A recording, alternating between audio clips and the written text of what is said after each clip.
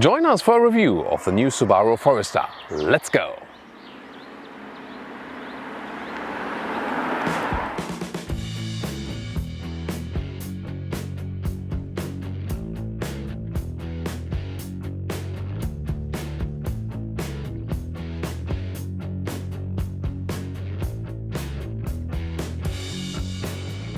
Here we are now with the new Subaru Forester and the new front. Well, it hasn't changed in design that much, but underneath there's a new platform and it's actually doubled the chassis stiffness, so this will be very interesting in driving.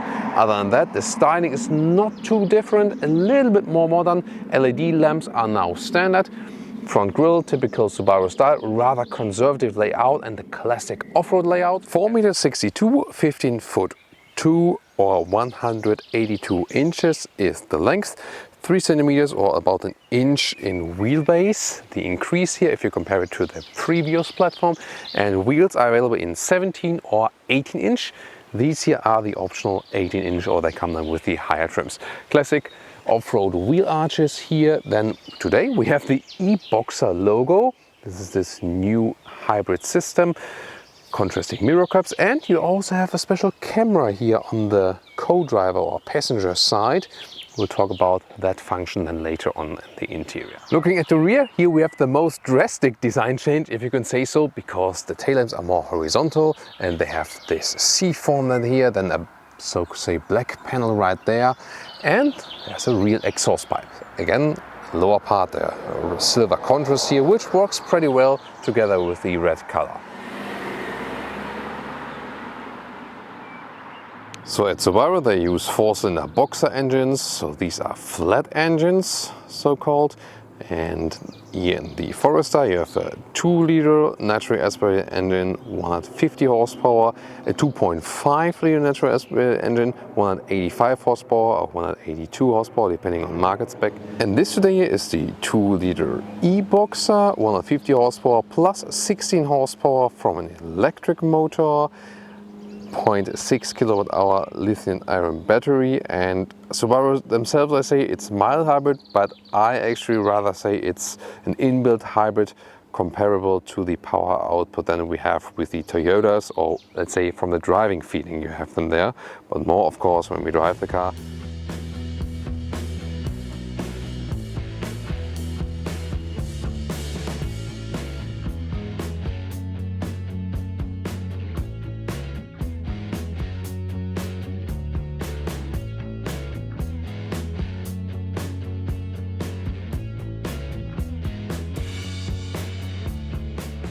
Taking a look at the interior, this one here is soft touch, this one here as well, so that's well done. Also some bigger bottles do fit in the side door pocket. Here a speaker of the Harman Kardon sound system, the optional one. Nice aluminum panels here, it looks quite sporty by the way. Then a steering wheel here on the left side for the volume or picking up the phone, right side then controls for the cruise controls. As for seats, in US and in Europe both start with fabric seats in lower and mid specs. And some of the red application on the outside. These here in the platinum trim, the higher trim is all animal skin then, at least on the inside, so the inside areas. And it makes it very expensive and of course also worse as for the experience climate comfort. Let's get inside. That's so easy here. You have this upright SUV seating position here, as we know also from the previous Forester. Seating position right there is in the lowest position, 1.86 or 6'1", and with the panoramic roof in here, there's still a lot of headroom left, no problem. So I actually closed the sunshade on top, because otherwise it would have gotten too bright in here. The interior layout here with the soft touch material, interesting surface here. Also, this is also soft touch, but has a special structure that's actually quite well done. And you see, it doesn't look too much different from the previous model, but some updates definitely. We have the Apple CarPlay and Android Auto support now here in this 8-inch screen. Option, you can also get a car inbuilt GPS for that, soon more deals. And you still have the classic volume knob, and I also like that we still have the classic climate knobs. This is higher quality now, even has some slight clicking sounds now, so that's also easy to control it while driving. Seat heating here as well. This is a top trim car. lower area here also with some softer materials. Interesting also with this split screen there in the top part, and you can, for example, use that for an additional camera. Then we've shown you that from the outside. Here this is then showing the right wheel, that you don't damage something off the right side, and of course you can see everything on the right side there. Yeah, I mean, it's an interesting addition for sure. Then these analog instruments with a smaller display in the middle. Multimedia system, this is a Subaru menu like this, touchscreen, or you can go to the Apple CarPlay, and we can also listen to some music right there. There we go. There's a nice sound from this optional sound system here. Satisfied with that. And in this top screen you can see temperature, that you don't have to look down for that, so that's a good idea. And then you can also have some more informational gauges, so also off-road gauges, for example. And this is the map data, or also either with Bluetooth or what's running with Apple CarPlay, consumption figures, and so on. And yet again, there would be then the camera monitor right here. It's not flickering in real life, by the way, just on camera now. And then you can see what's going on with the right wheel and the right side. And the rear view camera looks like this then. Actually, now better resolution, you can see what's going on, and this would be then playing together and also then with the other camera view we have up there. As for the rear, here, soft touch materials, at least here in the outer part.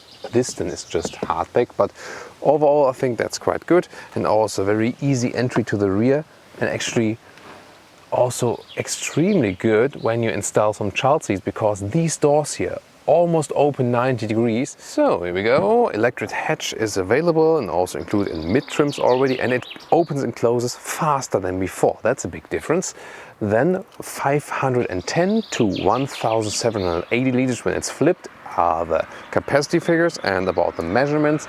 This here is already more than the meter. And then we can already flip the seats from here, 2 buttons left and right, and that's a great solution. And look how they flip automatically from here. Awesome. And here then the length, the car is not super long, but yet again, it's about 1.80 meters. So I think the loading capability and also the practicability of this trunk is exceptional. Welcome to Thomas's Driving Lounge with the new Subaru Forester.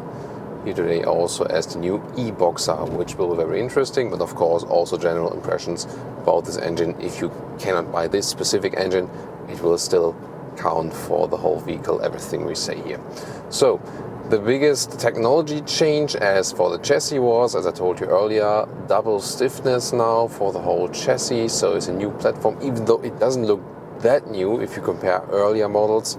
So the first impression you get is, yeah, well, is it really that new? And I mean, yeah, we got the CarPlay running here now, yes, but in general, this car, as for the basic feeling it conveys, is that it would be an old vehicle, like really a couple of years old.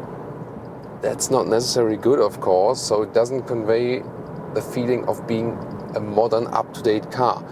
A lot of things are so conservative and so on, and the whole layout here hasn't been changed that much.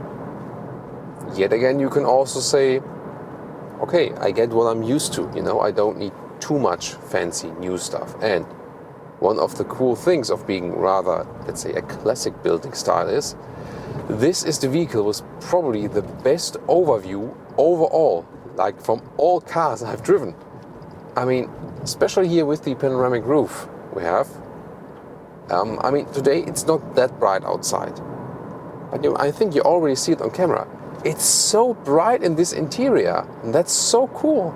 I mean, the amount of glass around me is huge, and these very modernly designed cars are often like with these tiny windows and big shoulders, and windows always like, you know, staying like this on the side and this on the rear, and this is more box style here, this design. A lot of space on the interior, and everything so upright, and I can exactly see what's going on. I mean, I feel like driving a tiny vehicle as for the overview I have. And I mean, there's hardly any B-pillar blocking my way, you know, when I'm doing over the shoulder look and so on. This is really excellent. So hardly have I ever experienced a car where the overview from inside the vehicle to the outside is that excellent. So that's definitely a big positive.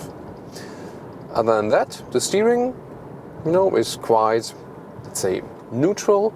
It doesn't have a dead zone area or something. It's very light, so you don't need much force in it. Yet again, it's not like, you know, offset or something. So nothing to praise there, nothing to complain there. So that's like, you know, exactly in the middle, I would say. Then you have the upright seating position, of course, and together with the good overview, it can also give you a good traveling feeling, you know. So when you're going longer trips, for example, especially thinking of US motorways and so on, maybe with a family or something, everyone can look outside, have a good overview right there. So it always plays a good role also when you're traveling, especially. And the car also feels not complicated at all. That's again a positive for being rather conservative. You just step inside, start driving, and that's it, basically, you know. So maybe the only complicated thing could be like the split screen here, that you have an additional one on the top. So while driving, yes, you can better look to the one at the top, for example. I've also mounted this special gauge there for the charging of the mild hybrid system. Told you earlier, Subaru themselves say it's a mild hybrid. You can also argue it's rather coming close to the ones that Toyota is building to be a full inbuilt hybrid, not a mild hybrid, or maybe something in between. That's just a matter of definition. But here then you can see, not sure if you really want to take a look at that while driving all day. You can see like when is there like something recharged, when not. At the moment we're driving in the EV mode, it says like green EV, but here now just the first 2 meters, then the combustion engine is hopping on. You can also see it in the RPM meter on the left when the RPMs are running. So theoretically up to 40 kilometers an hour, so up to like should be about 25 miles an hour, can drive about 2 kilometers or 1 mile all electric if the battery is full. Then again, 0.6 kilowatt hours battery, that's of course tiny, and again just using as a buffer. It's not about the all electric moments here in this vehicle. It's rather about, I want to cross? No, it's not. It's rather about having this as a buffer and then, you know, playing a good effect for the fuel economy overall. So when I'm here off the throttle, RPMs drop to 0, I'm just rolling, EV mode is on. That is saving some fuel, and of course, and also again some recuperation for the battery. So, and I mean, in the Toyotas it does work actually pretty well. As for the fuel economy, here, I mean, it depends on the driving profile and on our usual consumption test here. We score here now about 7 liters on 100 kilometers, and for a vehicle of that size, I would say it's okay. Yeah, I mean, it's not too small, it's an SUV. However, we don't have too much power. Wouldn't exactly say this is like, you know, wonders of the world, but it's also not too bad. So, of course, we'll closely monitor that for you further. So here now, getting on the motorway, I can also set it to this SI drive mode. That is changing, you know, the RPMs a little bit. Now 50 to 80 kilometers an hour acceleration. Plop, that's it. So you see, you know, this SI driving mode, it speeds up the process a little bit. You know, with the CVT automatic, we don't have classic gearing, as you know, from an automatic gearbox. Still, you can change a little bit how the RPMs are being applied here. And it's not an explosive acceleration at all.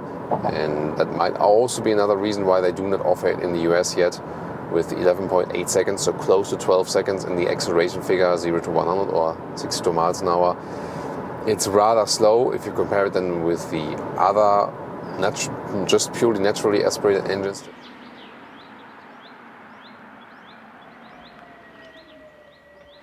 And now to the conclusion for today with the Subaru Forester, here the 2020 model, and also with the inbuilt hybrid engine. Well, first of all, exterior, although it has a new platform underneath, it doesn't look too much different on the exterior, a little bit more modern maybe, but overall the design, exterior, and also the whole body concept is very conservative, which could be, a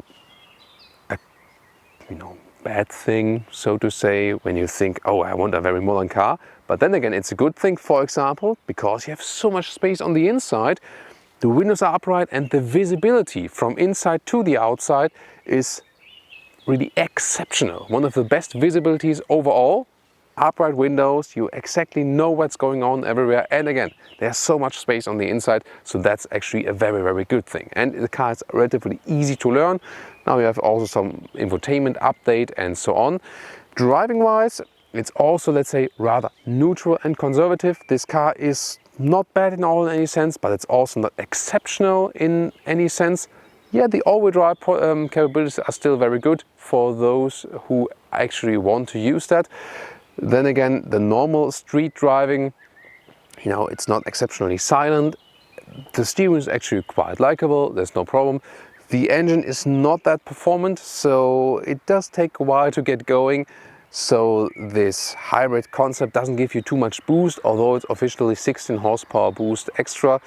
Yet again, I think the 2.5 liter naturally aspirated engine would still be a better choice as you, for example, get it in the US. It's just a little bit faster, and the fuel savings here today for this engine, with being about between 7 and 8 liters on 100 kilometers, is not really that I would say it does really make sense to put this inbuilt hybrid concept. Is rather just for the consumption on paper then. But overall, still a decent vehicle, definitely.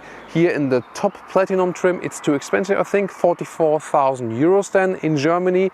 That's too expensive. Rather go for a lower entry spec trim with the fabric seats and so on. Then you can also get a decent one for less than 40,000 euros, about like 35, 36,000 euros. Of course, US prices are even a little bit lower. That's why also the Subaru cars are also a little bit more famous than in the US than they are actually at the moment here in Germany. However, Subaru have a very strong fan base, and people who have been driving the Subarus over years usually also stick with them and actually are also quite satisfied. By the way, one thing I forgot, the MPG figures then for the consumption here today. So it's about 30 MPG US and higher 30 MPG, so like 35, 36 MPG UK. So that's it for today. Please leave us your comments to this generation of the Subaru Forester. Let's discuss it right there, and also see you next time. Thank you so much.